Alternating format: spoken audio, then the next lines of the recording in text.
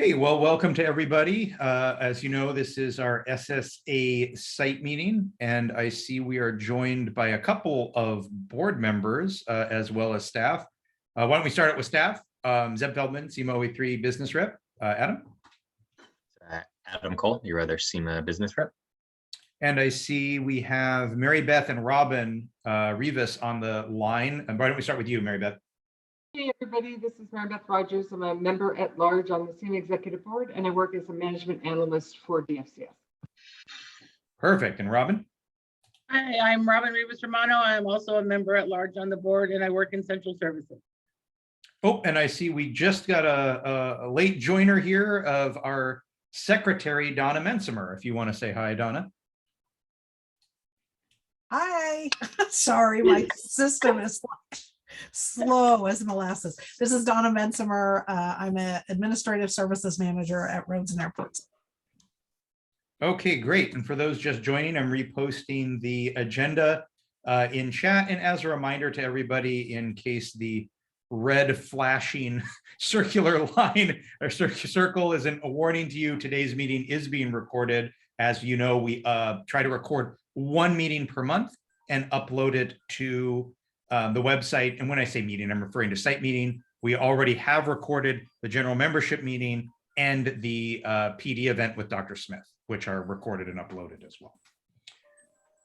Okay, so we have I don't know if it will be a full agenda, but we have a lot to cover today. We have 8 topic items. You'll see the last item is for member questions and review.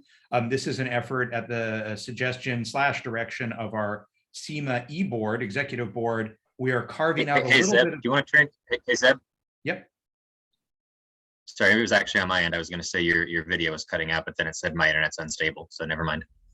Okay, just because of board direction and suggestion, we're carving out a little bit of time for member questions at every site meeting. So it may be sooner than 12:50, but no later than 12:50. We'll carve out 10 minutes for member questions or comments on items that are not agendized, if that's something that anybody has a burning question or comment on. So why don't we go ahead and get right into the agenda. You can see number 1 is supplemental paid sick leave.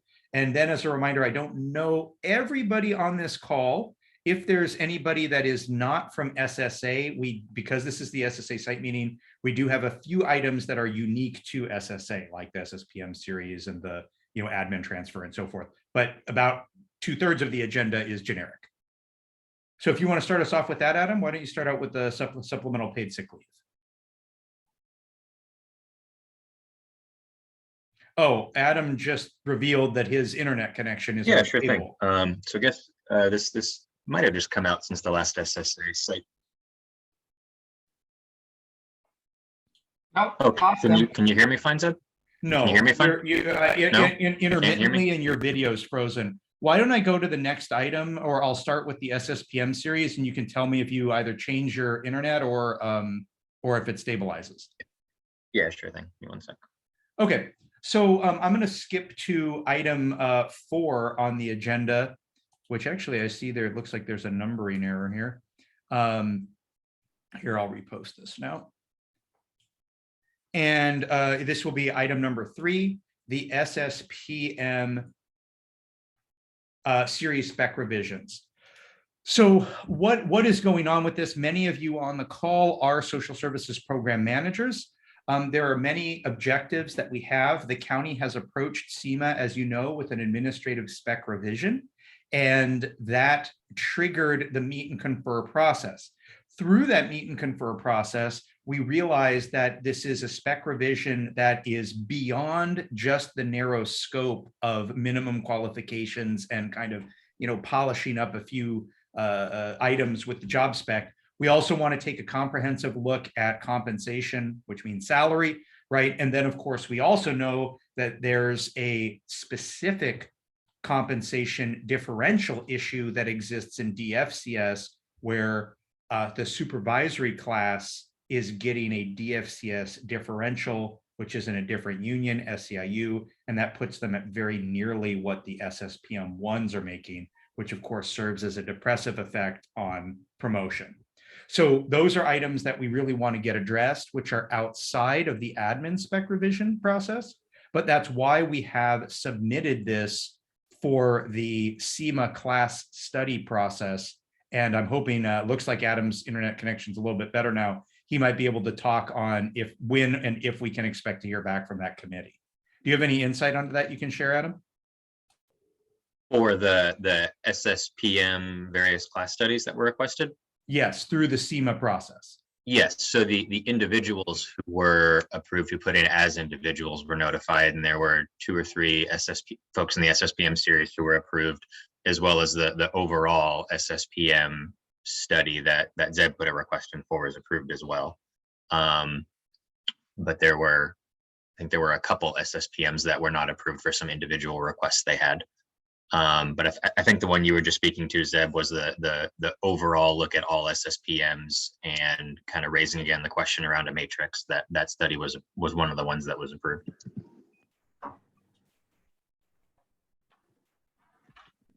You're muted, It sounds like that has been approved. But just so everybody knows, Adam, can you hoist other people to host? I just admitted 20 people that were in the waiting room. Yeah. So we need to get, if I can just ask for a little bit of assistance while we're conducting the meeting from the other board members, I'd appreciate that. I'll do that. Thank you. This is Mary Beth. Okay, so next steps, if you are an SSPM, you will be notified that whenever the next meeting is, which will be for the admin spec revision portion only. The look at the salary and broader look at the matrix is going to be down the road through the SEMA process that Adam just mentioned that we got green lit for. Okay, so if there are any questions on the SSPM series, please throw that in chat now. Otherwise, we'll go back to the top. And of course, we can take questions at any time, so don't feel like you're time pressure to put that in chat. Hi, how are you?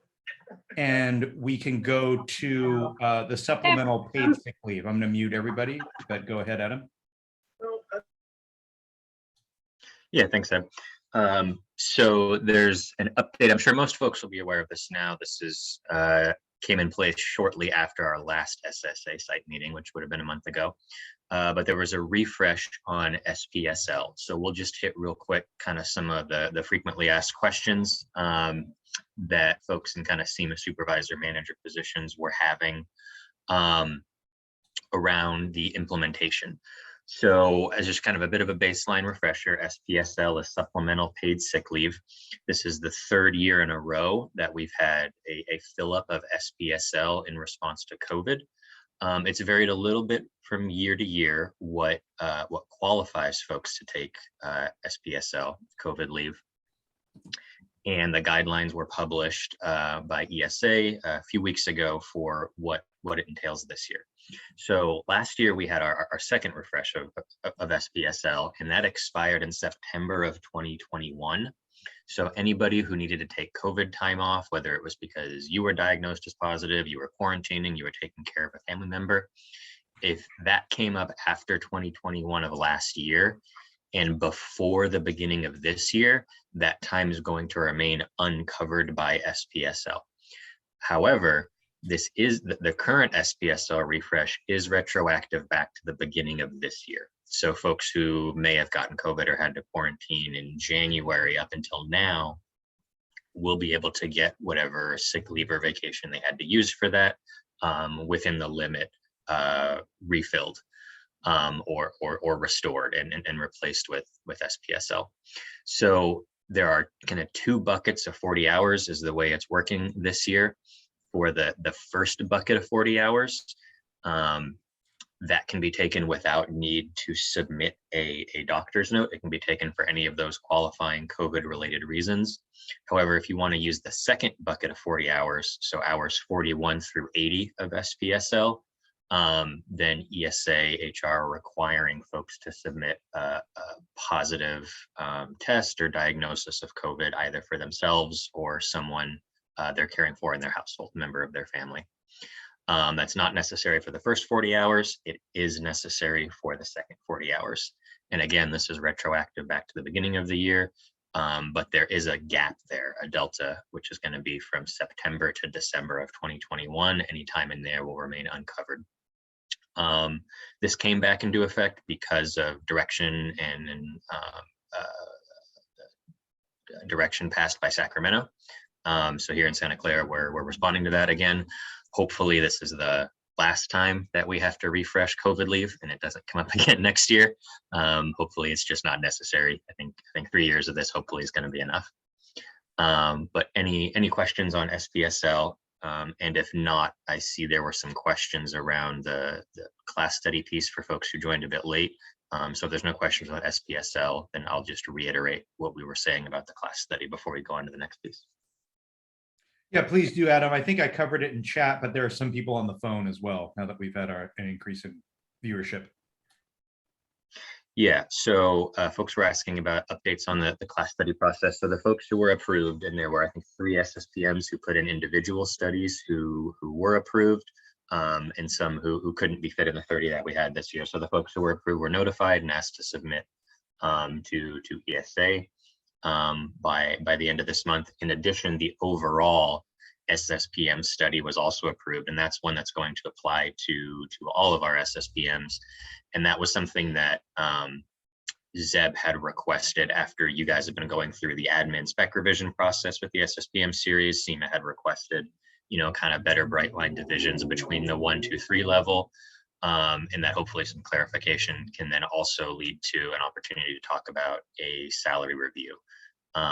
So that's one of the requests. So a full study of the SSPM series, hopefully to get a matrix and do a salary review, will be one of the studies that SEMA is putting forward. And so that will have benefits to all the folks in the SSPM series. Adam, the 3 you were referring to, sorry, this is Ilona, is that the 3 from this year or from the previous year that haven't heard back whether they were approved or not? Nope, so we had maybe 3 from last year. We had a handful of SSPMs last year who were approved, who are pending studies. Those will be done, the ones submitted last year are finishing up now. They will be done.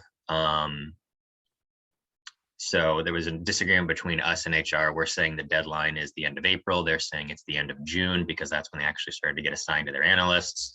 We're starting to see the studies from last year turn out. I expect the end date we'll actually see for most of them will end up being June. So if you were one of the ones that was in last year, you should see a result coming around in the next handful of months.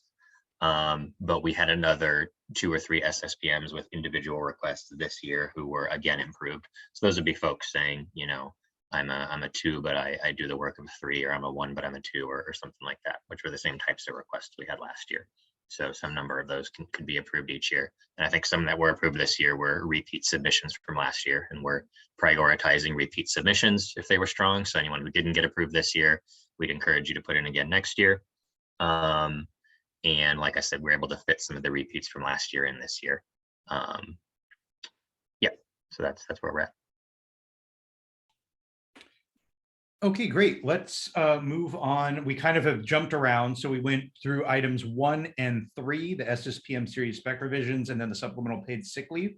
Let's move into item 2, which is the PD event. So many of you will have attended. We had somewhere in the neighborhood of 260, 270 live attendees, and we've had a fair number of views as well of the Dr. Smith, the coffee with Dr. Smith. He spoke for just a few minutes, probably 10, 15 minutes, and then answered SEMA questions directly for the balance, for the remaining 45 minutes, let's call it. And there were a lot of questions. I don't know, Adam and board members, Robin, Mary Beth, and Donna, what your opinions on the event were. From my perspective, I was very pleased to see members directly asking Dr. Smith questions and him directly answering. In most cases, I would say quite candidly. In a few, there were kind of political answers, right? But I think it was also just important for him to see firsthand how much emphasis there was on SEMA members about, number 1, enhanced telework, and number 2, the general concern with rising inflation and what can the county do about that as an employer, right? So for me, it's always great. It wasn't organized that way. It's not like Adam and I and Lawrence or your e-board or something seeded the crowd with a bunch of questions or something. That just naturally came out which makes sense. Those are true priorities of the membership at the moment, and that's going to be reflected in the questions asked to the CEO. But yeah, I'd love to hear from other folks, either in the audience, people who attended the meeting, or board members and staff who thought what they thought about the event. And also improvements we can make for next time, if any. Go ahead, Mary Beth. Hey, so yeah, I was I felt like for the most part he did answer questions in a very straightforward manner. There were questions that he couldn't answer, or he said he couldn't answer them, and there are some restrictions on what he can just say in a public forum and stuff. But I thought for the most part it was pretty darn straightforward, and we got some good information. So. Yeah, and one recommendation, again, I'm not the czar of this, but one recommendation I made that might be nice in the future is, this was to the PD committee. If we do another event like this with whoever, with a supervisor, maybe even a presenter, right? Someone who's training us on a particular skill or giving us some insight into managing stress or whatever it might be. When we're asking questions, if it can be more in like a roundtable format, kind of a camera set up on the other side of a desk and one or two people asking questions that are being given to us from people in the crowd. And Donna, thank you so much for managing that. I know I've done that before, and it's a big headache when you've got literally 30, 40 questions coming in and you're having to parse them and call on different people and so forth. Thank you for doing that. It was my pleasure. Oh. The good thing about that, though, is a lot of those questions were, everybody was like having the same chain of thought. So it made it a lot easier for Jeff to be able to answer them. You're absolutely right. And especially when there are refining questions, right? You mentioned this about telework. Can you expand on that? Or yes, that you addressed my concerns about CPI, but or consumer price index, right? Inflation, but how is the county going to do that? Oh, that's a topic for bargaining. Got it, that it's a topic for bargaining, but what can you do in the meantime? Those kinds of clarifying questions I think were great.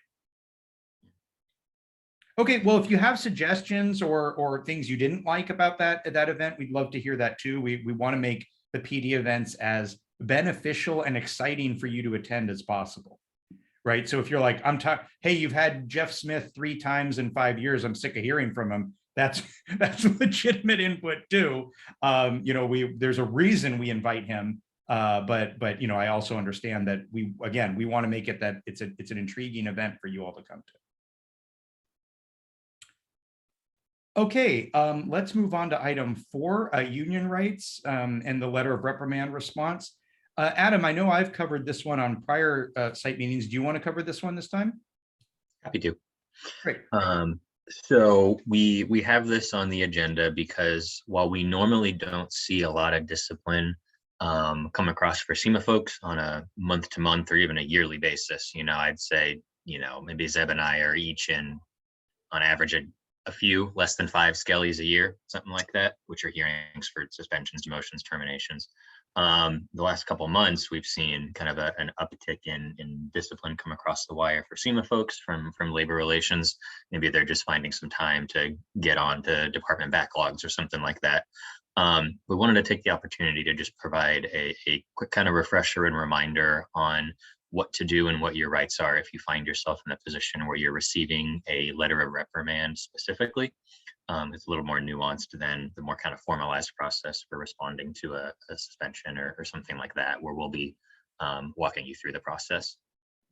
So a letter of reprimand is the first step in some sense, formal discipline, and that it has some impact on your employment. It goes in your file. But it's not something that triggers your due process rights because it doesn't involve any loss of pay. When a public employee has a loss of pay, that's specifically what's going to trigger the Skelly rights in the personnel board process. So that's suspension, demotion, termination.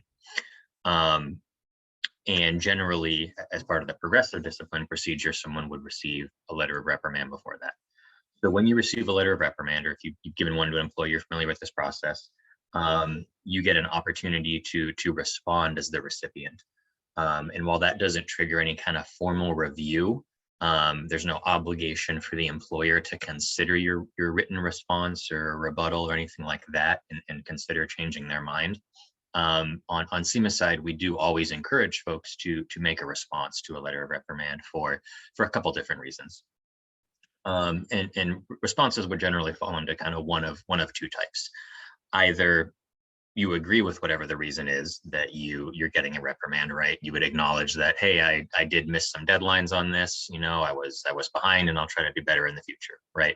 If that's the case, then it's absolutely to your benefit to acknowledge that and put that in a response. Anybody reviewing your personnel file down the line sees, you know, you being professional and taking responsibility.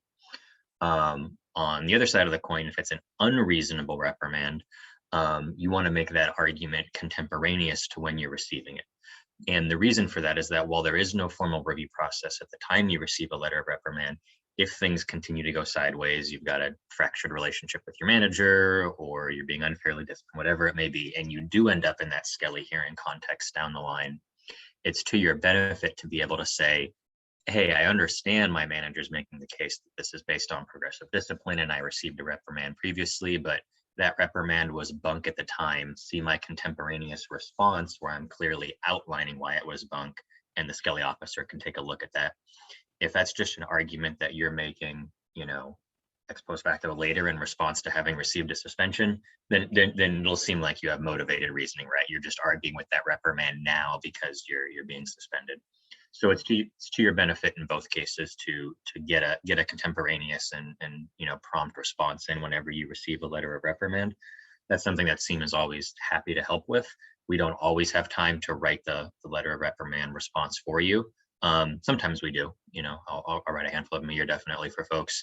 But if we don't have time to write it for you, for talking with you, we'll definitely at least be able to review it and provide any edits and feedback as to how it can be improved.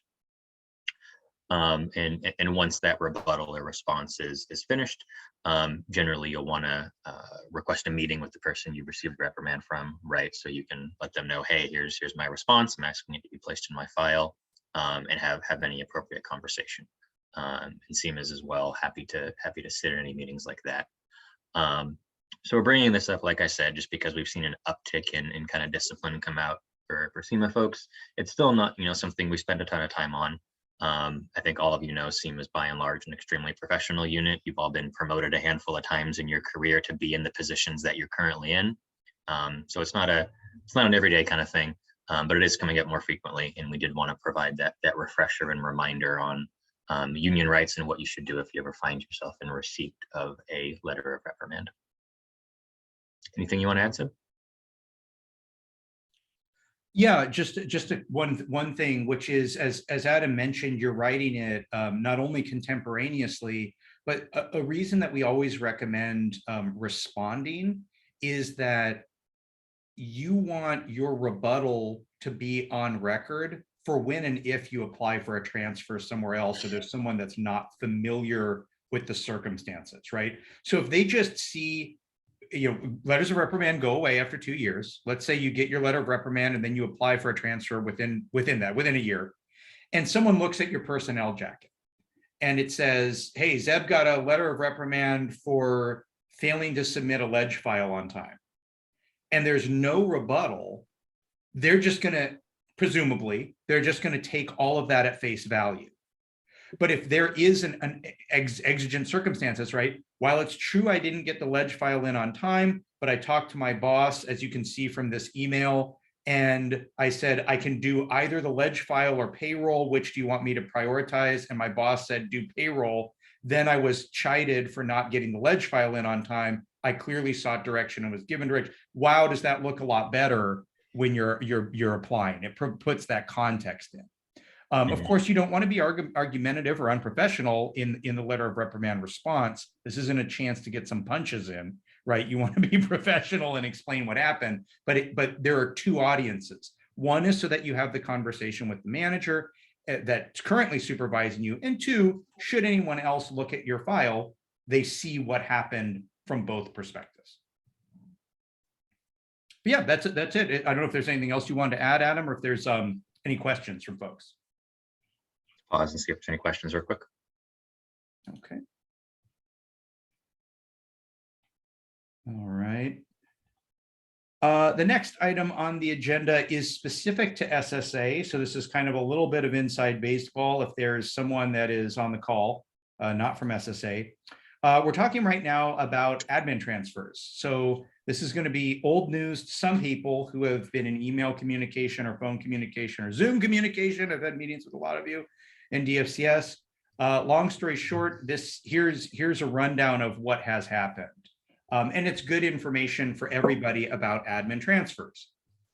Administrative transfers are a rarely used ability of the county to move somebody from one assignment to another, and in some cases, even from budget units, right? You typically have to be in the same code, but even that is not always the same case.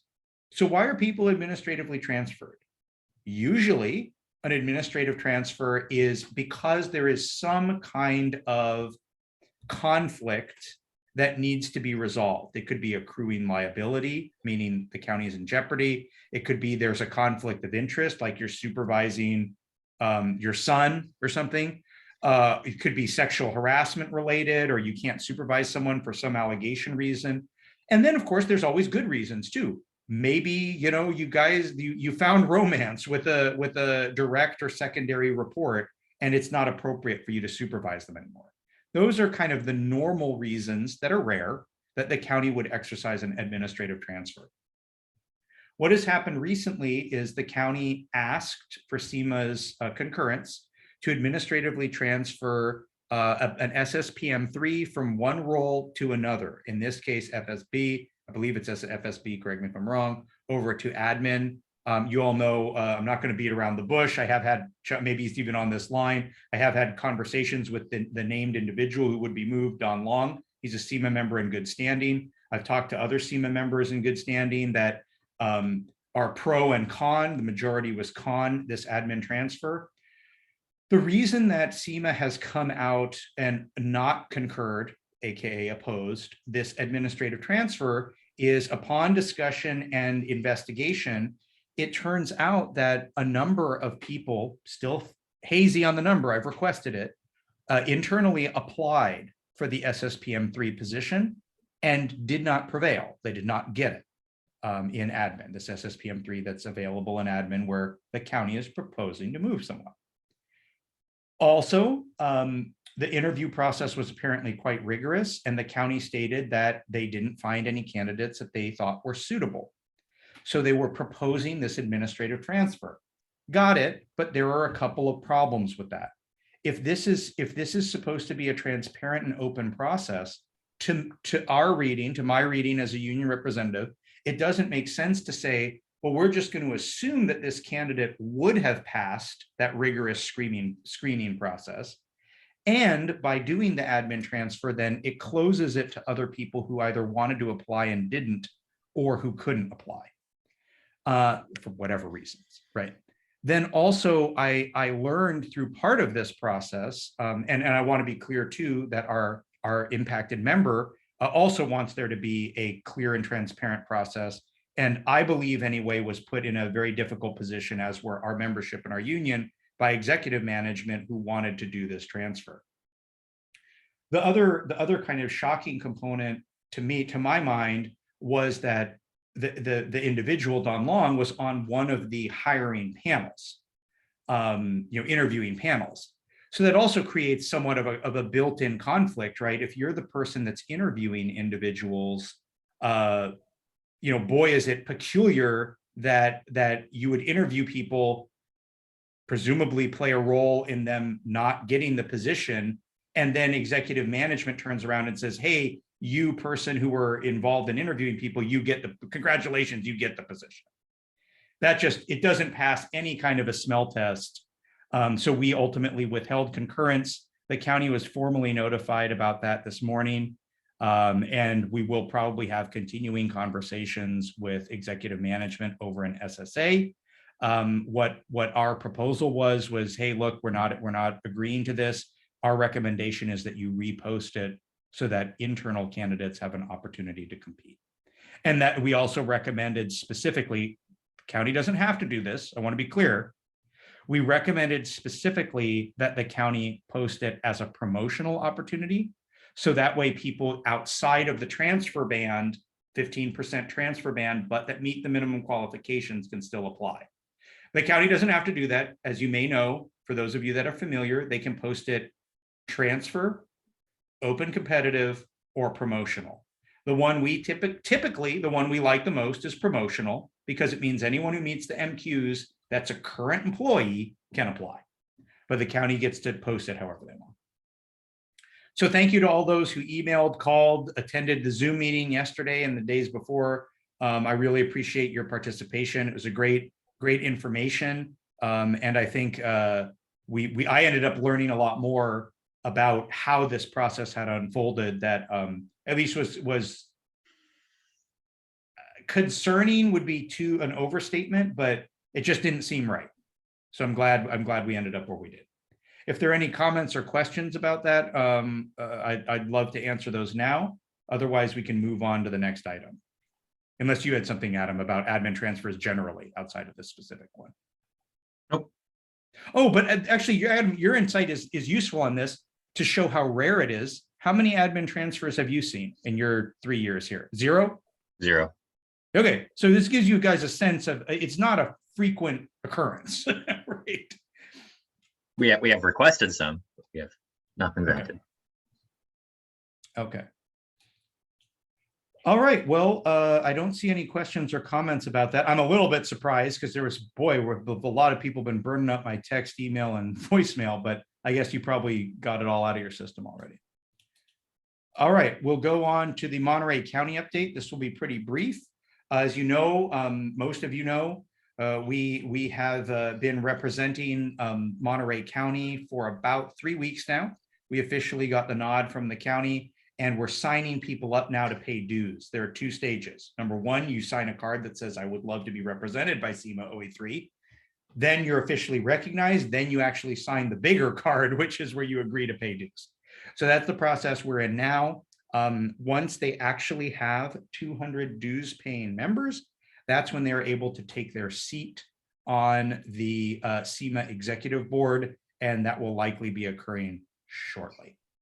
So we're doing great. We're looking at that expansion. And of course, we need to get a 4th SEMA rep hired who will take on that role. So this will not be a diminishment of your representation from your current 3 reps. It's an expansion. That person will take on Monterey and probably a few departments in Santa Clara as well.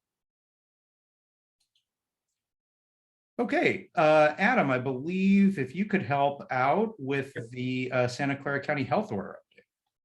Yeah, happy to. So I don't think this will impact anybody in SSA, but this impacts a number of our folks who work in the custody setting, probation, the hospitals, and so forth.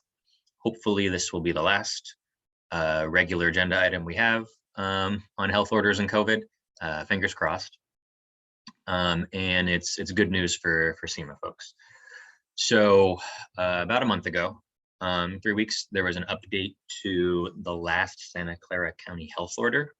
And when we say last, what I'm referring to is the December 2021, December 28th, 2021 health order that Dr. Cody put out. So we talked about that at previous site meetings. As a quick refresher, that was the health order that effectively said anyone who works in a hospital, healthcare, custody, jail, probation, congregate care setting role is required to be vaccinated without exception for exemptions. So people with medical exemptions and religious exemptions could not work in those positions, and the county had to well, the claim was they were going to be accommodating given positions elsewhere. That never happened for anybody in SEMA or most other folks that I'm aware of, but that was the goal in the claim. And that health order was supposed to be countywide, and not county as in county employees, but county as in all employers within Santa Clara County. Dr. Cody speaks with the authority to mandate that restriction for all county of Santa Clara businesses and employers. What ended up happening though is shortly after the health order came out, there was an exception process put in whereby private employers could request an exemption from that health order, and they were, as far as we know, all approved. But the county was unwilling to put in that request for its facilities. So we ended up being the only ones putting our employees out on leave without pay. That impacted a number of SEMA folks around the hospitals who had medical exemptions or who had religious exemptions. This varied from, clerical positions to supervisor positions and so forth. Anyway, so that's what shifted in the last health order. So the last health order effectively rolled back that December 28 health order and said employers are now allowed to find accommodations for their employees working in high-risk settings. So this is going to impact SEMA likely differently from other unions in the county. And the reason for that is that we had a very small number of people who prior to December were in that situation of being labeled high risk and put on leave without pay. Whereas other unions like RMPA had dozens, I think 80 nurses, for example, that were put out on leave without pay in kind of June, July of 2021. And what we've heard from the county is that, well, they've not come out with a policy yet implementing this. And sorry, this gets confusing because we keep saying county and there's two different entities here. So Dr. Cody put out the new health order. The county as an employer has not come out with a policy to implement that health order yet. However, Dr. Smith has responded to Board of Supervisor questions about this in an open session and basically indicated that what's going to happen is they're going to return to the pre-December 28th status quo, which means we'll go back to having a 3-tier system for folks in those kind of healthcare settings of low, medium, and high. This is likely a fix for this issue for everybody who's in SEMA. However, we're unlikely to see that return frontline nurses, for example, to their position. Based on what Dr. Smith is saying, they're going to continue to say it's unsafe for the public to have unvaccinated nurses in those higher acuity kind of frontline healthcare positions. We don't have any nurses in those roles, or at least not who have exemptions. So this likely resolves the issue as far as SEMA members are concerned, and hopefully they'll be able to return to the office soon. We were particularly concerned about, for example, we had folks who had medical exemptions just for the booster, right? They'd had allergic reactions to the first 2 shots and had a medical exemption from the booster, and who had COVID previously, but nonetheless have been out on leave without pay for some months now, right? And those kind of cases and the lack of willingness to look at those kind of situations on an individual basis was very frustrating. And it's also somewhat frustrating now that previously the county's position was, we cannot have a case-by-case approach to this situation. We need to have a one-size-fits-all policy because otherwise we're going to engender legal risk to the county. So everyone's going to get treated with a broad brush. However, now that the health order shifted, the repeated response to Board of Supervisors inquiries and to the union is, we are not going to have a one-size-fits-all policy. This is going to be addressed on an individual case-by-case basis. And over the next couple of months, we'll look at returning folks to the office with accommodations. So shift is a little bit frustrating. It means that we still have folks kind of out burning their leave or on leave without pay. But the good news is that I think this hopefully is a fix and a cure for everyone in SEMA who is in that position. We'll see what happens to other folks in the county though.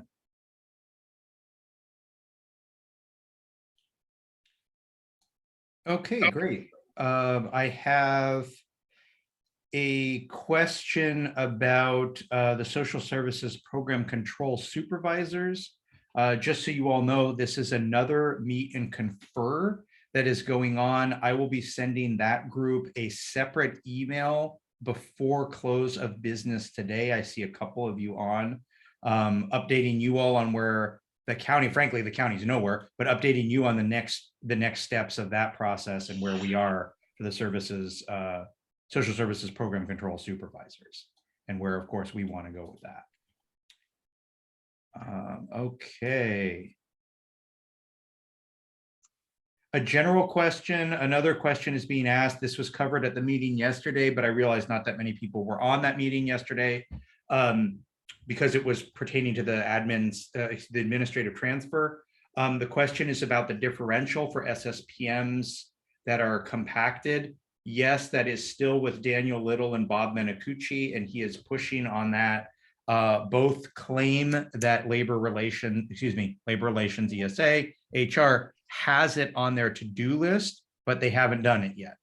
I wouldn't characterize it as inside baseball. You may have heard that John Dom won his case at the personnel board.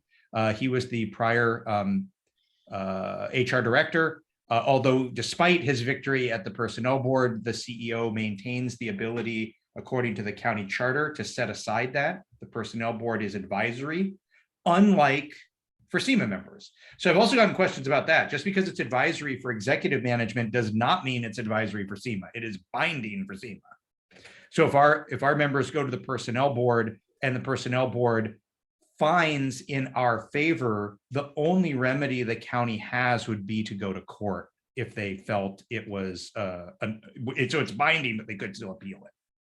Looks like you had a thought on that, Adam?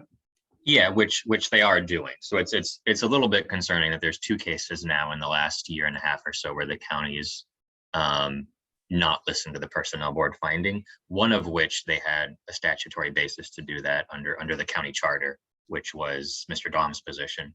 The other one was not a SEAM member. It was a peace officer over in 1587. And I don't think we have any particular opinion on the facts of that case, but the personnel board did find in his favor, and the county's contesting that to Superior Court.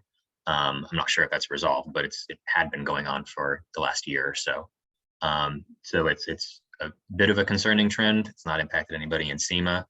And the personnel board remains, I think, for folks, and kind of important check to make sure that if you haven't done anything wrong, you have some, safety and confidence in knowing you're not going to be unfairly separated from your position. And that role for the personnel board is important, and it's unfortunate to see that the county is, in some sense, undermining that.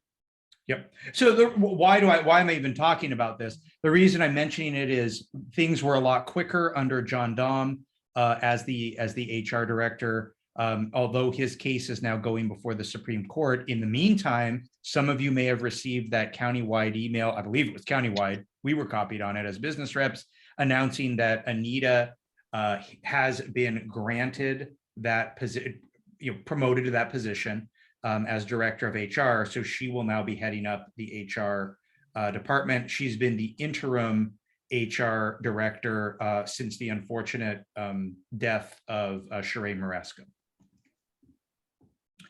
So hopefully that helps answer that question in chat. And I see no other questions. So this is your time to ask if you have any union questions, SSA questions, individual questions, anything that's union related or that Adam and I can answer. You're welcome to ask. This is Minerva. I just wanted to because we're talking about hiring. And I know there's a cease and desist with DFCS regarding the real people, the real teams coming into hires panels, and them being able to tell the managers basically, no, you can't hire that person because the real team. Is that still in effect, or what's going on with that? That is still in effect. So the commitment that we have from Daniel, Bob, and Labor Relations on this issue is that real teams members may be included in a recruitment if the hiring manager wants them to be. So the hiring manager has the ability to say, hey, I'd love to have a real teams member here, send them on down, right? Or, gosh, I'm the hiring manager and I got contacted by the real teams and I don't want them here. So that does remain with the hiring manager to decide if they want to include or exclude. And really the way that it's worded, it should be the hiring manager makes the decision to include them. It's not, they don't need to actively exclude. It's, you can invite them. Much in the same way, hopefully this will clarify it. Mm-hmm. Many of you on the call are SSPMs of some description or another, or hiring managers of some description or another. And hopefully you have been through processes where you say, wow, this position I'm hiring for, it really interfaces with this community-based organization. So I think we should invite someone from that CBO to sit on the hiring panel. It should be that same kind of concept that the hiring manager chooses to reach out. You shouldn't feel pressured that you need to include that CBO or that you need to include the real teams. It's just you can if you wish. And we don't need their agreement on the hire. Correct. Correct. You do not need their agreement on the hire. Even if you chose to include them. So you could exclude them completely if you wanted to, Mhm. right? But if you chose to include them, their opinion is advisory. Okay, thank you. Good question. Okay, any other generic questions about anything, again, union related? I can't tell you who my favorite is for the, I don't know, is the World Series coming up? I'm not a sports guy.